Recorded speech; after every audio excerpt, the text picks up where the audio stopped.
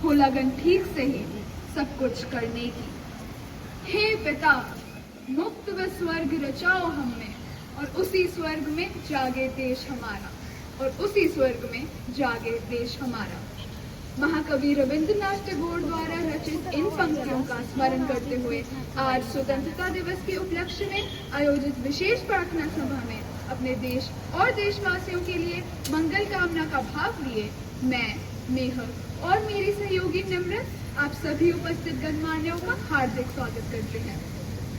78वें स्वतंत्रता दिवस की यहाँ उपस्थित प्रत्येक भारतवासी को बहुत बहुत बधाई।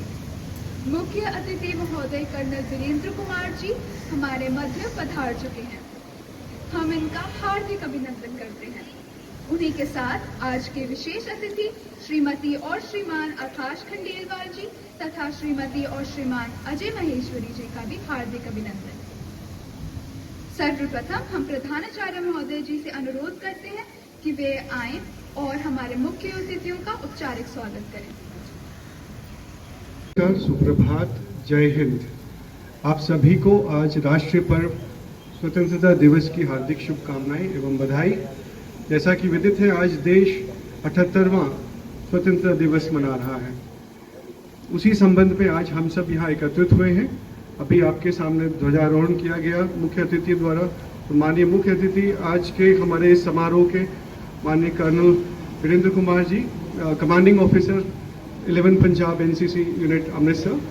साथ ही आज उपस्थित जो गणमान्य अतिथि हैं, हम स्वागत करना चाहेंगे Akash Khandelwal ji, Mrs Vandana Khandelwal ji, Ajay Maheshwari ji, madam Ritika Maheshwari and Reena ji from the management side, my wife of course, and all the teachers, all the proud Indians. सभी भारतवासियों के लिए आज गर्व की अनुभूति है। बहुत ही एक अच्छे पल हम आज मनाने जा रहे हैं। आगे के कार्यक्रम के लिए हम ऑडिटोरियम में चलेंगे और मैं आप अनुरोध करूंगा सभी से कि आप सभी ऑडिटोरियम की तरफ मूव करें। बाकी का कार्यक्रम हम वहीं पे आगे बढ़ाएंगे। धन्यवाद। मुझे नहीं लगता कि आज के दिन की तो जैसे बात ही निराली हो। मन में स्वतः ही देश प्रेम और देश के प्रति श्रद्धा व गर्व के भाव उमड़ रहे हैं। सर्वप्रथम प्रधानाचार्य महोदय जी से अनुरोध करते हैं कि वे आज के हमारे मुख्य अतिथियों का पौधे भेंट करके औपचारिक स्वागत करें।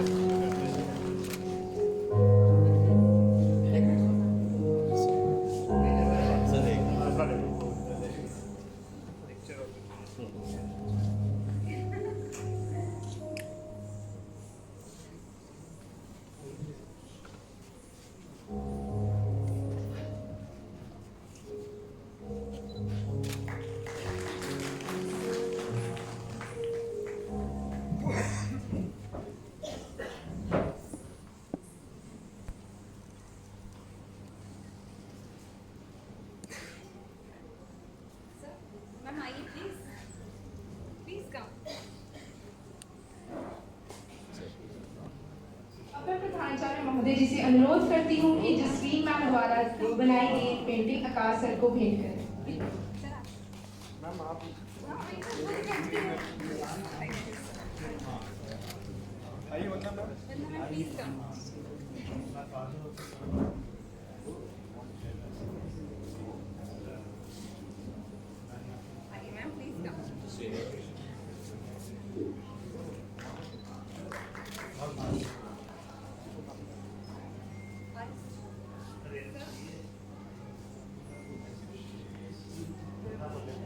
मैम प्लीज आप आइए, special painting bye Jasmine ma'am please.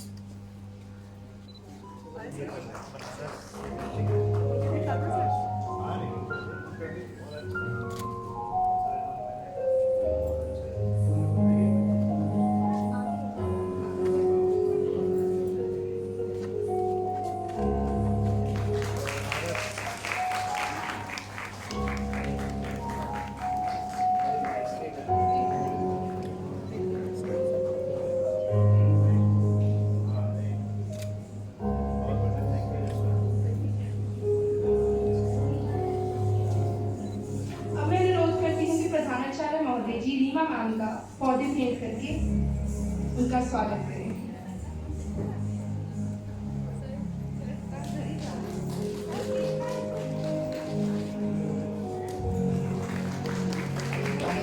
hardly come sir, so she required this welcome.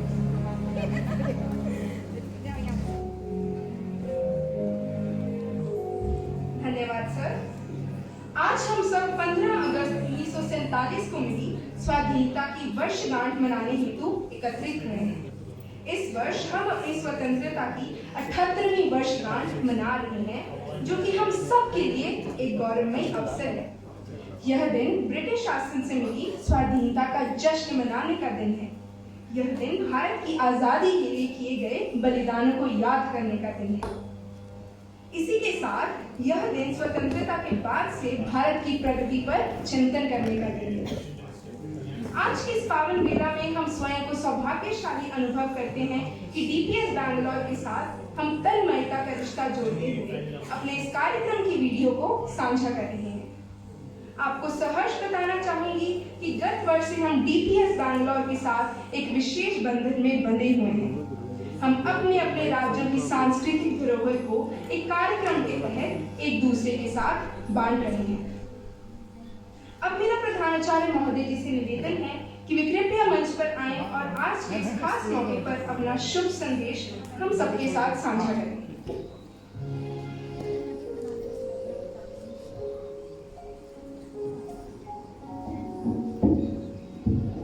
एक बार पुनः आप सभी को सुप्रभात, नमस्कार और सत श्री अकाल। हार्दिक मुबारकबाद, सहस्रों बधाइयाँ आज के इस पावन अवसर पर। आज देश 78वां राष्ट्र पर्व स्वतंत्रता दिवस मना रहा है। बहुत ही खुशी का एक अवसर, हर भारतीय के लिए एक गर्व की अनुभूति। हम गर्वान्वित महसूस कर रहे हैं और सबसे पहले हम याद करना चाहेंगे हमारे उन बलिदानियों को, भारत माँ के उन वीर सपूतों को, जिनके बलिदान के बाद ही हमें ये दिन आज देखने को मिला। लगभग 200 साल की गुलामी का एक लंबा दौर जो बहुत ही संघर्षपूर्ण रहा, अनगिनत यातनाएं और कितनी ही जिल्लत भरी जिंदगी और कितनी कठिनाइयों का सामना करना पड़ा, पर इरादे बुलंद थे। मैं कल ही कुछ पढ़ रहा था, कुछ पंक्तियां मुझे मिली, मैं आपसे साझा करना चाहूंगा। ये विचार है सरदार भगत सिंह के, शहीद आजम भगत सिंह जी के। क्या लिखते थे वो और क्या रवानी थी उनके खून में। लिख रहा हूं मैं अंजाम जिसका कल आगाज आएगा, लिख रहा हूं मैं अंजाम जिसका कल आगाज आएगा, मेरे लहू का हर एक कतरा इनकलाब लाएगा। ये विचार थे उस महान शख्सियत के जिन्हें मात्र 23 साल की उम्र में इस बात की अनुभूति थी और उससे भी पहले बचपन में एक लक्ष्य बिल्कुल साफ था कि मुझे देश की आजादी के लिए कुछ करना है।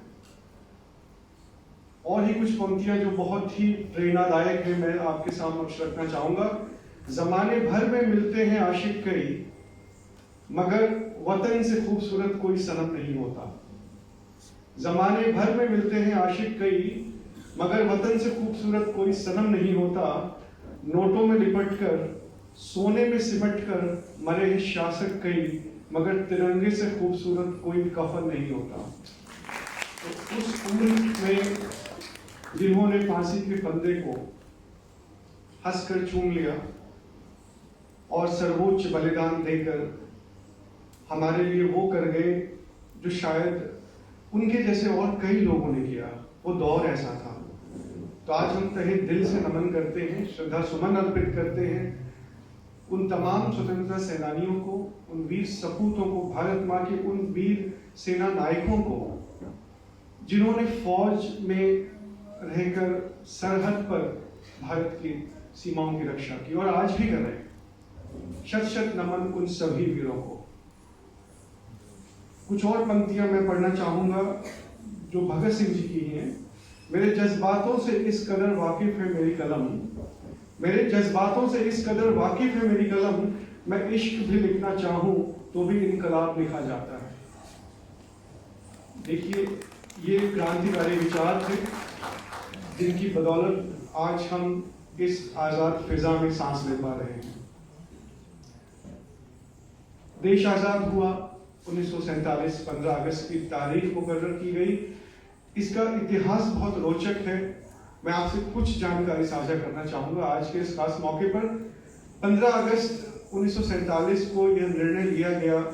उस समय के तत्कालीन जो भारत के वाइसरॉय थे लॉर्ड माउंटबेटन कि 15 अगस्त की तारीख को हम भारत को आजाद करेंगे। उन्हें ये निर्देश प्राप्त हुए ब्रिटिश सरकार से, जबकि जो तारीख मुकर्रर की गई थी वो थी 20 जून 1948 की। क्योंकि भारत में ये खबर फैल चुकी थी उस समय कि देश का बंटवारा भी होने जा रहा है, तो जगह जगह दंगे शुरू हो गए, हिंसा फैल गई और न जाने कितने अनगिनत लोग इस हिंसा का शिकार हुए।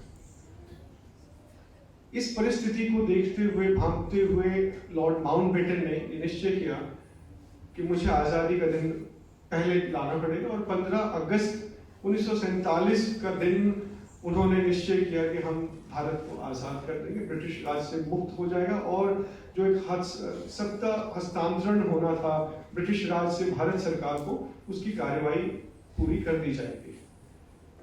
तो ये 15 अगस्त की तारीख ही क्यों ली गई, इसका भी इतिहास है कि 15 अगस्त का वो दिन ऐतिहासिक था क्योंकि द्वितीय विश्व युद्ध में जापान के विरुद्ध जब एलाइड फोर्सेस लड़ रही थी तो जापान को शिकस्त दी, जापान को सरेंडर कराया गया एलाइड फोर्सेस के सामने, और वो तारीख थी 15 अगस्त। उसी तारीख को तय किया गया कि हम भारत को भी आजाद करेंगे। तो आपको ये जानकर हैरानी भी होगी कि हमारे देश के साथ और भी 4 देश हैं जो अपनी आजादी का दिन आज 15 अगस्त को मनाते हैं, जिनमें North Korea, South Korea, then Congo, Bahrain और लिंकिस्टाइन एक देश है बहुत छोटा सा यूरोप का। ये 5 देश जो हैं वो हमारे भारत देश के साथ 15 अगस्त को अपनी आजादी मनाते हैं, जिनमें से 3 देश और ऐसे जो ब्रिटिश राज के अंदर ही रहे, उनसे इनकी आजादी। ये था थोड़ा सा इतिहास आपको मैं ले चला, क्योंकि आज शायद नहीं पता है, हम बच्चों को नहीं बता पाते हैं, या बच्चे अगर पढ़ते भी हैं किताब में तो बहुत ज्यादा डिटेल में या किताब के बियॉन्ड जाने की कोशिश नहीं करते हैं। तो अगर कहीं हमें मौका मिलता है कुछ जानने के का इस तरह से, तो आई थिंक जान लेना चाहिए, समझना चाहिए। देश हमारा है, गर्व होता है जब हमें ऐसा इतिहास, ऐसे तथ्य पता चलते हैं जो हमें शायद नहीं पता थे। एक और तथ्य साझा करूंगा राष्ट्रीय गान के विषय में कि जब राष्ट्रीय गान, हमारा देश आजाद हुआ तो देश का राष्ट्रीय गान नहीं था उस समय, और 15 अगस्त रात को 12 बजे का एक वक्त तय किया गया आजादी की घोषणा करने का, क्योंकि वो भी पंडितों से पूछा गया कौन सा समय, कौन सा मुहूर्त शुभ है जिस समय हम ये घोषणा कर सकते हैं। तो ये कहा गया कि भाई रात के 12 बजे का समय बहुत ही शुभ मुहूर्त है जिसमें आजादी की घोषणा की जा सके। पंडित जवाहरलाल नेहरू देश के प्रथम प्रधानमंत्री जी, जिन्होंने लाल किले की प्राचीर से सबसे पहले घोषणा हुई और उन्होंने राष्ट्रीय ध्वज तिरंगा फहराया। तो देश के पास राष्ट्रगान नहीं था उस समय। राष्ट्रगान लिखा रविंद्रनाथ टैगोर जी ने। ये लिया गया भारतो भाग्य विधाता, एक उनकी बहुत चर्चित एक कविता है जो उन्होंने खुद भी गाया था 1917 में एक कांग्रेस का अधिवेशन में। उसी की जो फर्स्ट स्टैंजा, पहली पंक्तियां, जिसे भारत के राष्ट्रगान के रूप में रिकॉग्नाइज किया गया और संगीतबद्ध करके 52 सेकंड में उसका समय निर्धारित किया गया कि आप इसे गाएंगे और गर्व के साथ आज हम उसे गाते हैं। अब एक और चीज, इस राष्ट्रगान में हम गान क्या कर रहे हैं? अगर आप ध्यान से इसके एक एक शब्द को समझने की कोशिश करें तो ये गुणगान है हमारी विविधता में एकता का। भारत का राष्ट्रगान इतना खूबसूरत है जो भारत को हिमालय से लेकर कन्याकुमारी तक, पूर्व से लेकर पश्चिम तक सभी भौगोलिक परिस्थितियों को, संस्कृतियों को अपने में समाहित किए हुए है और उसका एक बखान, उसका एक गुणगान है हमारा राष्ट्रगान। तो अपने बच्चों को जरूर बताइए कि हम जो राष्ट्रगान गाते हैं उसका मतलब क्या है, उसका मीनिंग क्या है। बाकी आपको पता है हर साल 15 अगस्त 26 जनवरी एक थीम दी जाती है और इस बार 15 अगस्त 2024 की जो थीम है वो विकसित भारत है। माननीय प्रधानमंत्री मोदी जी, केंद्र सरकार के अनुसार ये जो थीम दी गई, ये एक मिशन के साथ है कि 100 वर्ष का जो एक आजादी का संपूर्ण हम मनाएंगे 2047 में, तब तक का एक टारगेट लिया गया कि 2047 तक भारत जिस तरह से प्रगति की राह पे अग्रसर है, हम एक विकसित देश के रूप में अपनी पहचान इस दुनिया में बना लेंगे। तो उसी को सेलिब्रेट करते हुए आज जो हम सेलिब्रेशंस कर रहे हैं, आज जो भी हम एकत्र हुए हैं 15 अगस्त के इस खास मौके पे, ये उसी विजन के तहत है कि हम विकसित भारत की ओर अपना भरपूर योगदान देंगे। आज आप जिस भी क्षेत्र में हैं, जो भी कार्य करते हैं, सिर्फ ये सोच लीजिए कि आप इसे देश के लिए कर रहे हैं। इससे मेरे देश का फायदा हो रहा है, इससे मेरे देश का नाम हो रहा है। अगर ये सोच को हम और आगे बढ़ाएंगे तो वो दिन दूर नहीं, वो शायद 2047 से पहले भी आ सकता है। आपको पता है जैसे कि हम बहुत जल्द ही एक लक्ष्य के साथ चल रहे हैं कि तीसरी हम इकोनॉमी बनने जाने वाले हैं, तो उसी को आगे देखते हुए जिस तरीके से इंफ्रास्ट्रक्चर डेवलपमेंट है, स्पेस है, डिफेंस है, सिविल इंफ्रास्ट्रक्चर, आई थिंक हर क्षेत्र में आज भारत ने एक बहुत अच्छी छलांग लगाई है प्रगति की। 77 साल हो चुके हैं आज आजाद हुए। आप हमारी स्थिति और हमारे पड़ोसियों की स्थिति देख सकते हैं। एक वो देश जो हमारे साथ ही आजाद हुआ लेकिन बढ़ गया, बट आज उनकी स्थिति क्या है और हम कहाँ पर खड़े हैं। आज भारत की एक विश्व स्तरीय पहचान है, हमें जाना जाता है, हमारी बात सुनी जाती है और वो तवज्जो हमें मिलती है अंतर्राष्ट्रीय स्तर पर। इस सभी के लिए आप सब भागीदार हैं, तो कृपया एक अनुरोध, इसी स्पिरिट को कायम रखिए, देश के विकास में अपना अदम्य योगदान दीजिए, अपने बच्चों में ये संस्कार दीजिए कि देश प्रेम से ऊपर और कुछ नहीं है, सर्वोपरि है वो। हम तहे दिल से शुक्रिया अदा करना चाहेंगे आज के माननीय मुख्य अतिथि कर्नल वीरेंद्र कुमार जी का, आकाश जी का, अजय सर, रितिका मैम, वंदना मैम, रीना जी, बहुत बहुत आपका आभार कि आप आज वक्त निकाल के इस आयोजन का हिस्सा बने और आपकी जो उपस्थिति है उसने वाकई में चार चांद लगा दिए। और खासकर हमारे माननीय मुख्य अतिथि जो आज यूनिफॉर्म में है, बहुत गर्व महसूस होता है जब हम किसी को यूनिफॉर्म में देखते हैं। आई थिंक दिल से हम सैल्यूट करते हैं हमारे इन सपूतों को जिन्होंने देश की खातिर इस रंग को पहना है। ये सौभाग्य बहुत कम लोगों को प्राप्त होता है, हर किसी की किस्मत में नहीं होता है कि वो देश की सेवा में इस यूनिफॉर्म को पहने। तो भाग्यशाली है वो और शत शत नमन, दिल से सैल्यूट है इन सभी वीर सपूतों को। जय हिंद, जय भारत। धन्यवाद सर। तो आइए अधिक विलंब ना करते हुए शुरुआत करते हैं आज के इस कार्यक्रम की। कहां से शुरू करें हमने फसाना, शहीदों की बातें वो गुजरा जमाना, आजादी गुनाह है बताया गया था, हजारों को फांसी चढ़ाया गया था। स्वतंत्रता के इतिहास की ओर नजर डालें तो अनगिनत वीरों के बलिदानों के परिणाम स्वरूप ही हमें आजादी मिली थी, जिनमें कुछ नाम जो अमर हो गए। महात्मा गांधी, सुभाष चंद्र बोस, सरदार वल्लभ भाई पटेल, भगत सिंह, चंद्रशेखर आजाद जैसे भारत माँ के वीर सपूतों ने अपने तन की आखिरी सांस भी देश के नाम कर दी। उन तमाम देशभक्तों को श्रद्धा सुमन अर्पित करने हेतु मैं मंच पर छात्रों को आमंत्रित करना चाहूंगी जो अपनी गीत प्रस्तुति के लिए उपस्थित हैं।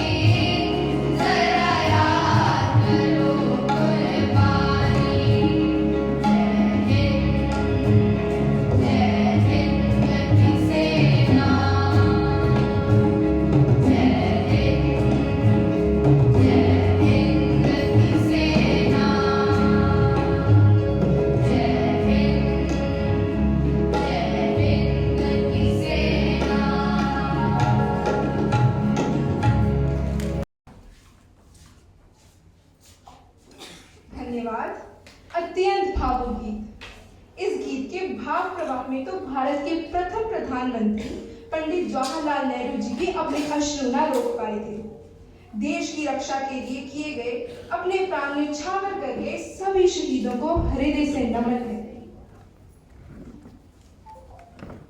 बिल्कुल सही कहा तुमने। प्रत्येक भारतवासी को राष्ट्र प्रथम सर्वदा प्रथम के भाव को ही अपना जीवन मंत्र बनाना चाहिए। वर्षों की गुलामी की जंजीरें तोड़ने के पश्चात विगत 70 वर्षों से भारत अपने सामर्थ्य से विश्व गुरु की अपनी खोई हुई पहचान को प्राप्त करने की ओर अग्रसर है। हमारी संपूर्ण विश्व में आज एक अलग ही पहचान है। भारत की महिमा का गुणगान करते हुए एक कविता लेकर मंच पर अपनी प्रस्तुति देने आ रहे हैं अनिरुद्ध भार्गव।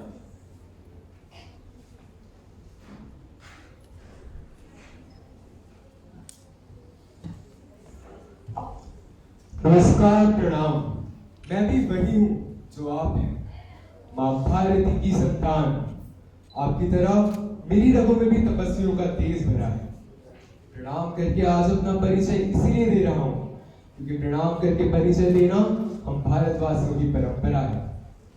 भारत, मैं उस भारत से आता हूँ जिसके होठों पर गंगा और हाथों में तिरंगा है। वो भारत जो कभी सत्यम शिवम सुंदरम, तो कभी वंदे मातरम, तो कभी पंजाब सिंध गुजरात मराठा द्राविड़ उत्कल बंगा है। मैं उस भारत से आता हूँ जिसने विश्व को हितोपदेश और कर्मयोग सिखाया, लेकिन खुद कभी अपना पराया नहीं सीख पाया। वसुधैव कुटुंबकम के सिद्धांत पर जिया।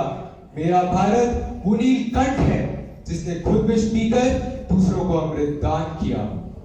मैं उस भारत से आता हूँ जो वीरता की वसुंधरा है। मैं उस भारत से आता हूँ जो मानवता का आसरा है। आज प्रणाम करके अपना परिचय इसीलिए दिया क्योंकि प्रणाम करके परिचय देना हम भारतवासियों की परंपरा है।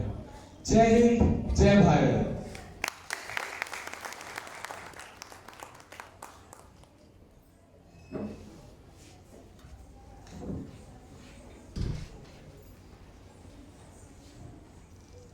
अति उत्तम प्रस्तुति।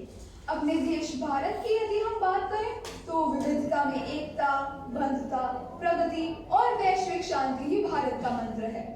बदलते भारत की तस्वीर दिखलाने में देश में बना दुनिया का सबसे बड़ा स्टेडियम, सबसे ऊंचा रेल ब्रिज, सबसे लंबी टनल और सबसे ऊंची मोटरेबल रोड महत्वपूर्ण साबित हो रही है। और यह प्रगति तभी संभव हो सकी जब हमने एकजुट होकर अपने देश की उन्नति के लिए प्रयास किए। तो आइए भारत माँ का गुणगान करने हेतु समूह गान लेकर उपस्थित हैं छात्र। इनके हृदय में भी आज देश प्रेम के भाव विशेष रूप से हिलोरे ले रहे हैं।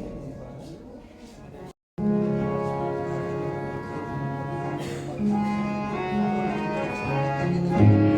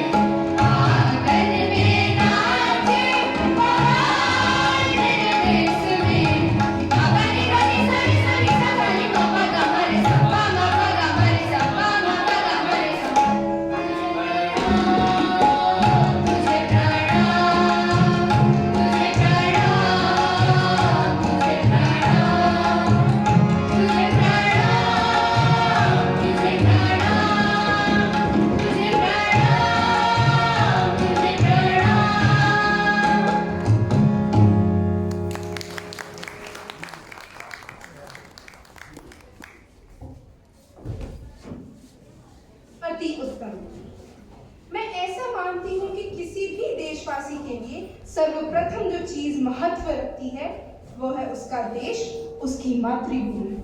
ऐसे किसी भी इंसान को देशभक्त कहलाने का हक नहीं जो जरूरत के समय अपने देश के काम ना आ सके। अपने राष्ट्र को हर मायने में आगे रखना और युद्ध से पहले राष्ट्र सेवा ही सच्ची देशभक्ति है। वो कहते हैं ना कि राष्ट्र हित में अपना है और राष्ट्र जीत में अपनी जीत। यह बात तो तुमने बिल्कुल ठीक कही। जब बात देश की रक्षा सुरक्षा के आते हैं तो ये कर्तव्य केवल सीमा पर तैनात हमारी सेना का ही नहीं बल्कि प्रत्येक उस भारतवासी का है जो इस मिट्टी पर पला बड़ा है। ऐसी ही देशभक्ति की भावना को जागृत करने हेतु एक लघु नाटिका लेकर मंच पर आ रहे हैं हमारे साथी, जिसका शीर्षक है चिट्ठी। कृपया जोरदार तालियों से स्वागत करें।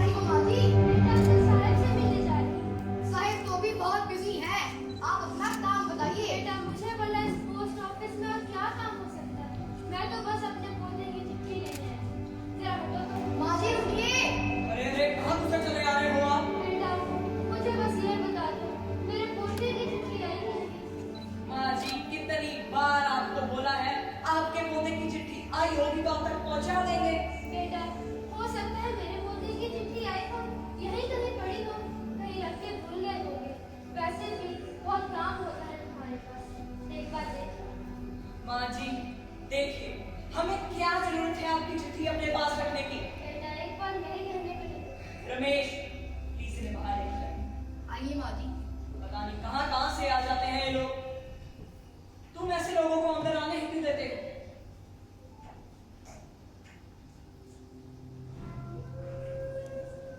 सर, ये कोई ऐसी वैसी औरत नहीं है।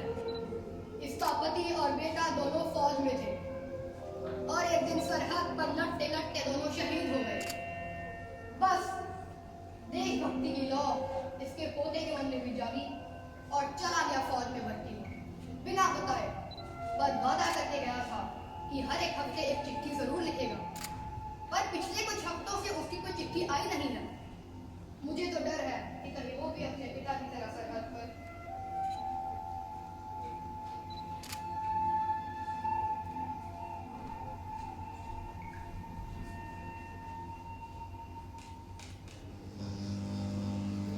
माँ जी रुकिए। ये आपकी चिट्ठी आई, वो दूसरे पोस्ट मास्टर के पास, मैं उससे ले आया। मेरे पोते की चिट्ठी आई है। बेटा जरा पढ़ के तो सुनाओ उसने क्या लिखा है। न जाने क्यों अपनी दादी को अकेला छोड़ के चला गया। माँ जी ये लिखा है, मेरी प्यारी दादी माँ, मैं यहाँ सकुशल हूँ और आपकी सकुशलता की प्रार्थना भगवान से करता हूँ। दादी माँ, मुझे पता है आप मेरे से नाराज हो क्योंकि मैं आपको कितने दिनों से चिट्ठी नहीं लिख पाया। पर दादी माँ, मैं सरहद पर अपने देश के दुश्मनों के छक्के छुड़ा रहा हूँ और अगर भगवान ने चाहा तो दुश्मनों की आंख में आंख डालकर उनका सीना गोलियों से झंडी कर दूंगा, पर अपने देश पर आंच नहीं आने दूंगा। आपका पोता बहुत बहादुर है, आपको नाज होना चाहिए अपने पोते पर। देश सबसे पहले है, उससे ऊपर कुछ नहीं। क्या हुआ अगर चिट्ठी नहीं लिख पाया तो? आपका आशीर्वाद हमेशा मेरे साथ। और हाँ माँ, भी तो एक फौजी ही हो। तुम्हारा बलिदान भी किसी से कम नहीं। पर आप अब चिंता मत करो, मैं जल्दी वापस आऊंगा। चलो अब मुस्कुरा भी लो मेरी प्यारी दादी। हाँ, मैं भी एक फौजी जिसने जंग में अपना पति और बेटा दोनों खो दिए। एक माँ जो अपने बेटे पे बलिहारी जाती है इतनी फिक्रमंद होती है कि उसके बेटे पे कोई आंच तक ना आए, और जब उसी बेटे की शहादत की खबर आती है तो जो एक माँ पे बीतती है वो एक माँ ही समझ सकती है। माँ जी आप चिंता मत कीजिए, और ये आपके बेटे ने कुछ पैसे भेजे हैं। आपका मनी ऑर्डर आया है, रख लीजिए, काम आए। और हाँ माँ, ये तो आपके पोते की तरह ही है। अगर कोई काम हो तो बताइए।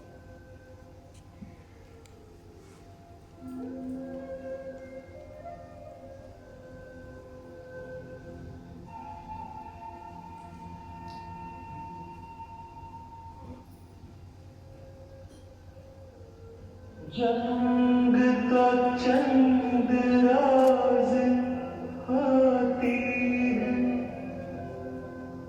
जंग तो चंद राज होती है,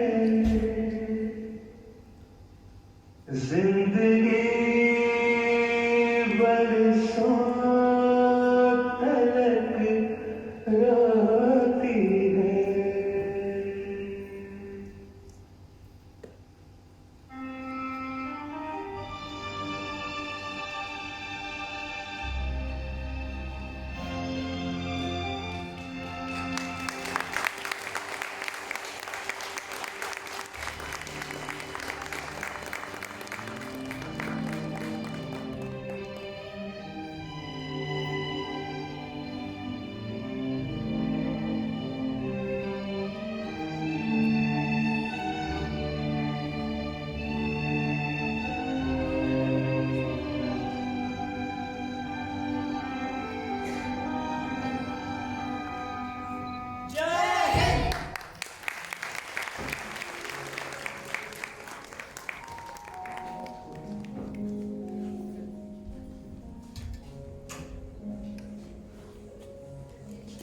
अति सुंदर अभिनय, वो आजादी परिंदे जिसकी धुन में गीत गाते हैं, वो आजादी सितारे जिसकी लौ में जगमगाते हैं, वो आजादी जो गुलजारों में खुशबू बन के रहती है, वो आजादी कली भी जिसके बल पे तन के रहती है, वो आजादी मिली हमको बड़ी कुर्बानियां देकर, लुटाकर अपने वीरों और लाजपत की पसलियां देकर, लुटाकर अपने वीरों और लाजपत की पसलियां देकर।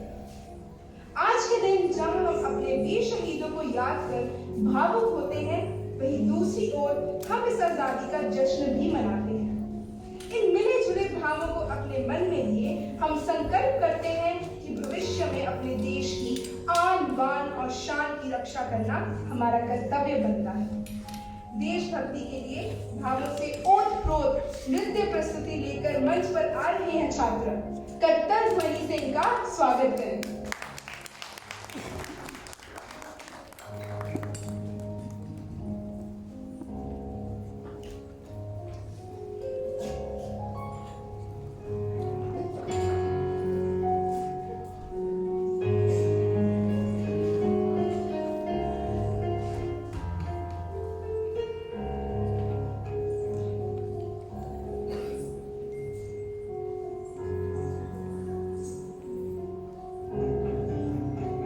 तिरंगे की कुछ बात ही निराली है। उसे देखकर नजरें एकदम से थम जाती है, कभी न रुकने की हिम्मत आती है। फिर गर्व से ऊंचा होकर कुछ अलग ही महसूस होता है। ऐसा लहरता हुआ तिरंगा हमें उम्मीद देता है, ऐसा लहरता हुआ तिरंगा हमें उम्मीद देता है। यही उम्मीद हमें सारी ऊंचाइयां छूने की ताकत देती है। इसीलिए तो कहते हैं, सारे जहां से अच्छा हिंदुस्तान हमारा, सारे जहां से अच्छा हिंदुस्तान हमारा।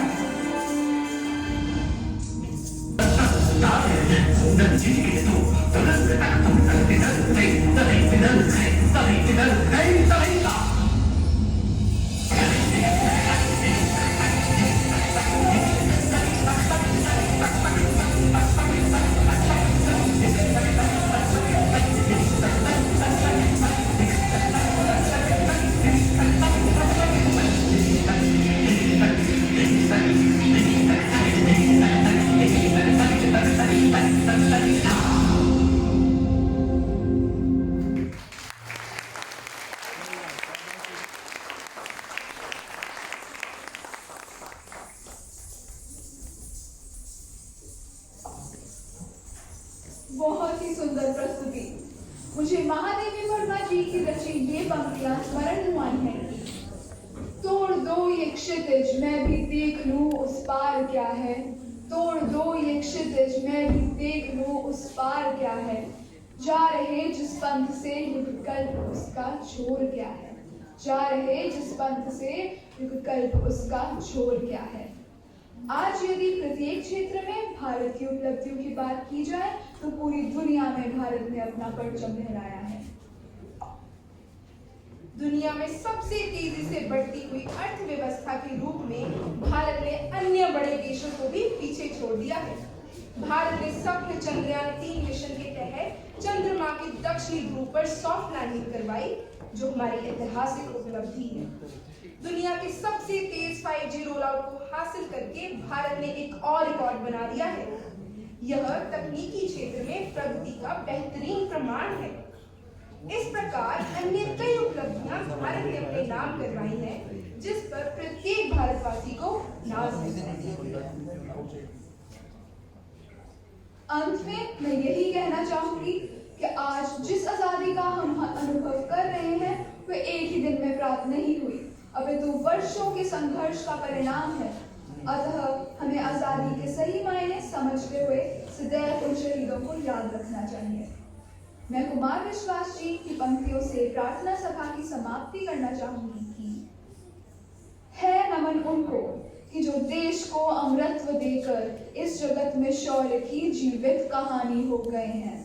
है नमन उनको कि जिनके सामने बौना हिमालय जो धरा पर गिर पड़े पर आसमानी हो गए हैं। है नमन उनको कि जिनको काल पाकर हुआ पावन, शिखर जिनके चरण छूकर और मानी हो गए हैं। अब हम आज के मुख्य अतिथि महोदय कर्नल वीरेंद्र कुमार जी से निवेदन करते हैं कि वे कृपया मंच पर आएं और अपने शुभ विचार हम सबके साथ बांटें।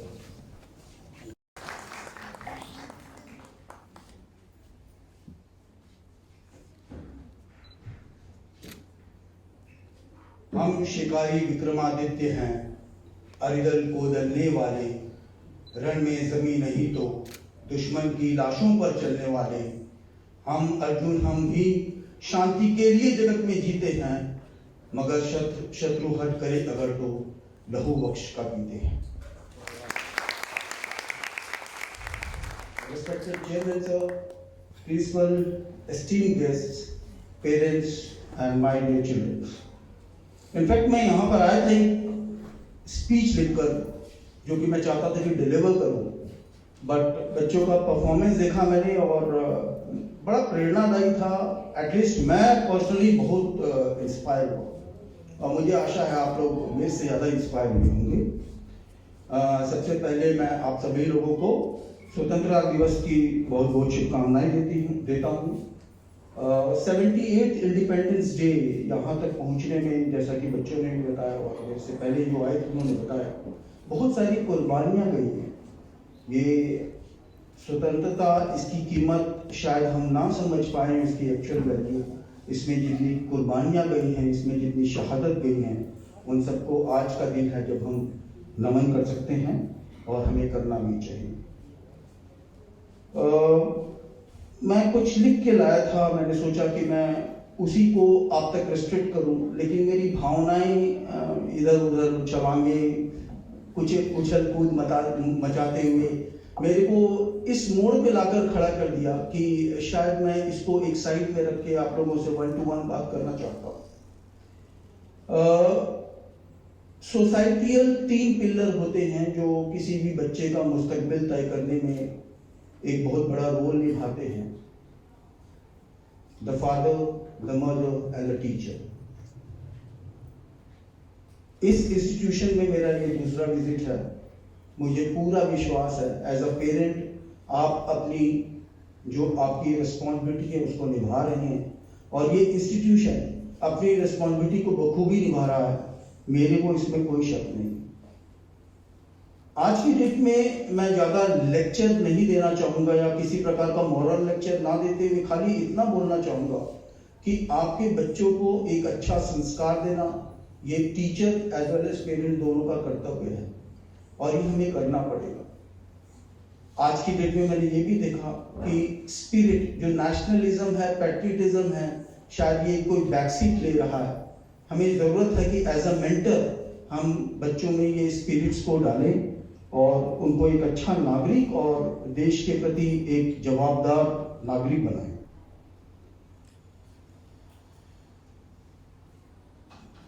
इंस्पिरेशन एक बहुत बड़ी चीज है। इसमें मैं महाभारत को कोट करना चाहूंगा। रश्मि रथी, आपने एक कविता है जो पढ़ा होगा, जिसमें कि श्री कृष्ण जो है वो अर्जुन को इंस्पायर करते हैं। तो मेंटरशिप का बहुत बड़ा रोल है। उसका कुछ पंक्ति मेरे को याद आ रही है कि श्री कृष्ण के सुन वचन अर्जुन क्रोध में जलने लगे, सब शोक अपना भूल कर करतल युगल मलने लगे, संसार देखे कि अब हमारे शत्रु रण में मृत पड़े, करते हुए ये घोषणा हो गए वह उठकर खड़े। तो मेंटरशिप की बहुत बड़ी वैल्यू है। आप लोगों को चाहिए कि आप सही मेंटरशिप दें, बच्चों को सही रास्ता दें, उसको एक गोल सेट करें। आज के टाइम में इंस्टीट्यूशन को भी जरूरी एक रिस्पॉन्सिबिलिटी है कि एक नए इनोवेशन के साथ बच्चों को पढ़ाएं, क्योंकि जो पुरानी फ्रेमवर्क थी जिसमें हमने और आपने पढ़ा है वो शायद आज की डेट में रेलेवेंट नहीं है। तो हम लोगों को समय के हिसाब से इनोवेटिव होना पड़ेगा, अपने जो इंस्ट्रक्शनल कैपेबिलिटीज हैं उसको इंक्रीज करना पड़ेगा, नई इनोवेटिव स्किल्स को इनकॉर्पोरेट करना पड़ेगा, क्योंकि आज के बच्चों को इनफैक्ट ज़्यादा पढ़ाने की जरूरत नहीं, वो शायद आपको पढ़ा दें। उनके पास बहुत नॉलेज है, उनके पास बहुत कैलिबर है। कैलिबर में शायद हम लैक करते हैं, बच्चे नहीं। तो हमें इस बात को ध्यान में रखना चाहिए। और आज का दिन चूंकि इंडिपेंडेंस डे का है, हम पैट्रियटिज्म की ज़रूर बात करेंगे। इनफैक्ट कल रात को मैं बैठा था तो मेरे को कुछ, मैं ऐसे कवि नहीं हूँ, आप देख रहे हैं मैं फौजी हूँ, और फौजी और कवि का कोई दूर दूर तक मेल मिलाप नहीं होता है, लेकिन कुछ एक विचार मेरे मन में आए। मैंने सोचा कि ये मैं जरूर बच्चों के लिए मैंने कविता लिखी और मैं डेडिकेट कर रहा हूँ बच्चों को। ये उस सिचुएशन के लिए जब बच्चे लो फील करते हैं और उनको लगता है कि शायद मुझसे ना हो पाएगा, तो शायद ये मेरी कविता उनको इंस्पायर कर सके।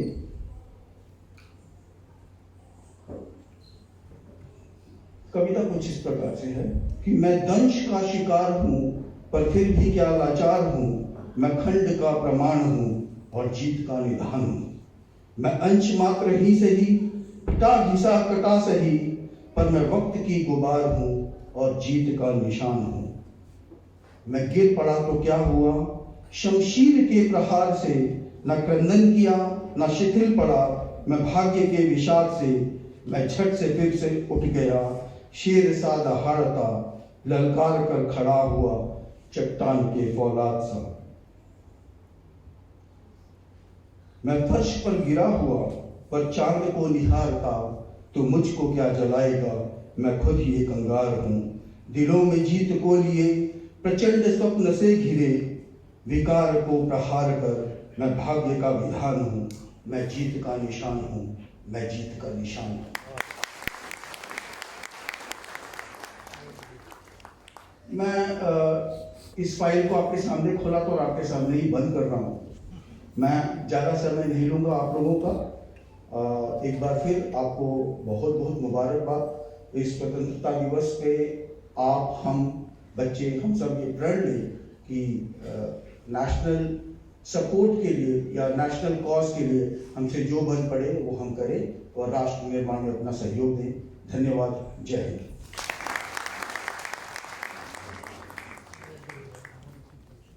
धन्यवाद सर, आपके वचनों से हम कृतार्थ हुए।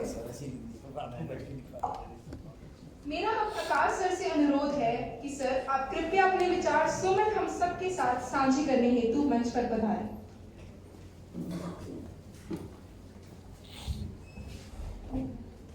कर्नल वीरेंद्र कुमार सिंह जी, और आज का दिन बहुत ही हम लोगों के लिए प्रेरणादायी हो गया, और बच्चों की परफॉर्मेंस के बाद हम लोग आज खुद इतने कहते हैं खुशियाँ और भावुक आप कह रही हैं, तो बहुत अच्छा लगा। और आई थिंक बहुत अच्छा प्रोग्राम एक हमारे सामने प्रस्तुत किया गया, और सबके जैसे कहते हैं गुरुवाणी आती है, तो वो आज स्वतंत्रता दिवस की वजह से आज हम लोगों को जो इंस्पिरेशन मिल रही है वो अपने आप में बहुत ही वैल्यूबल है। और बहुत अच्छा लगा कि हम लोग उस भावपूर्ण हो करके और अपने अंदर एक एनर्जी ला करके आगे देश को बढ़ाने के लिए, जैसे प्रिंसिपल सर ने कहा, कर्नल साहब ने कहा, उसके लिए फिर से प्रेरणा हमारे में फिर से जागी है। और आशा करते हैं कि हम सब लोगों में ये प्रेरणा रहे, बिकॉज 78th इंडिपेंडेंस डे अपने आप में एक मोमेंटस ओकेजन है, और बच्चों के लिए बहुत सारा ज्ञान हम लोग के सब जो अध्यापक अध्यापिकाएँ हैं उनके लिए मिला है। और आई थिंक ये सब क्लासरूम के थ्रू ट्रांजैक्शन में चला जाए तो हम लोग एक बहुत अच्छे एम्बेसडर की तरह काम कर सकते हैं, क्योंकि बहुत सारे करिकुलम में नहीं है जो आज बातें हुई, ये करिकुलम में नहीं आ पाती हैं, क्योंकि ये बातों से जाती हैं और बातों से ही हम लोगों को इंस्पायर करती हैं। तो आई थिंक ये हम लोगों को एक आज अपने आप में एक प्रण लेना चाहिए कि जो नेशनल प्राइड है और देश के लिए आगे क्या क्या करना है वो, और देश को जैसे विकसित बनाना है, तो यही future of India is with us, और इसको हम लोगों को एक दायित्व देना है कि ये आगे बढ़ पाएँ और अग्रसर रहें। और सबको बहुत सारे कर्नल साहब को स्पेशल आई थिंक सर ने बहुत ज़्यादा special I think I must my gratitude goes to you, because जब ये आज मैं इनसे पहली बार मिला, लेकिन जो उनकी बातें हैं और जैसे वो इंस्टीट्यूशन को चाहते हैं as part of the NCC wing, तो आई थिंक हम लोग इस जिम्मेदारी को पूरी तरीके से कर पाएंगे। आज सर ने अपनी ब्लेसिंग से सीनियर विंग के लिए भी रिकमेंड कर रहे हैं स्कूल को, तो आपके जो भी कार्यक्रम हुए और हमारे यहाँ से ट्रेनिंग भी हो गई है, चेन्नई गए थे, आई थिंक चेन्नई ट्रेनिंग भी हो गई, और आई थिंक ये अपने आप में एक मूवमेंट है। और I must congratulate, because very few which I have seen, very few DPS कर पा रहे हैं, क्योंकि ये अपने आप में एक अलग डिपार्टमेंट है, अलग जिम्मेदारी है, और इसको निभाना with NCC is not easy. So जैसे मैं कर्नल साहब के साथ भी शेयर कर रहा था कि दिल्ली के डीपीएस भी नहीं कर पा रहे, क्योंकि पेरेंट्स अपना टाइम नहीं दे पा रहे, लेकिन हाँ दिल्ली के डीपीएस के बाहर के बहुत सारे आई नो जहाँ पे बहुत अच्छा काम हो रहा है। तो एनसीसी का सर हम लोगों का आशीर्वाद आपका बना रहेगा, और वी फील कि हम एक अच्छे संस्थान एनसीसी से जुड़े हुए संस्थान की तरह उभरेंगे। और ये हम लोग भी आज प्रण लेते हैं कि जो नेशनल प्राइड की जो आपने फीलिंग है वो हमेशा रहेगी।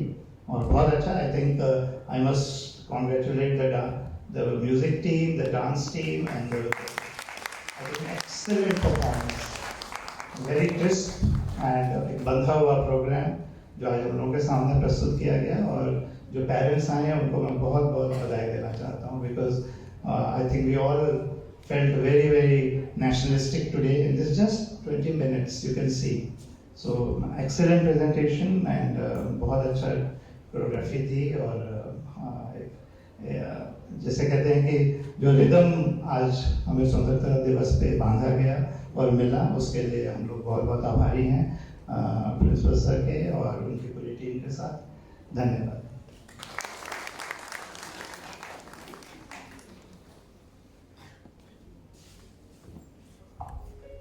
धन्यवाद सर, आपके प्रेरणादायक विचार सदा ही हमारा पथ प्रशस्त करते आए हैं। इसी के साथ साथ हम सभा को विराम देते हैं। कृपया राष्ट्रगान हेतु यथास्थान खड़े हो जाएं।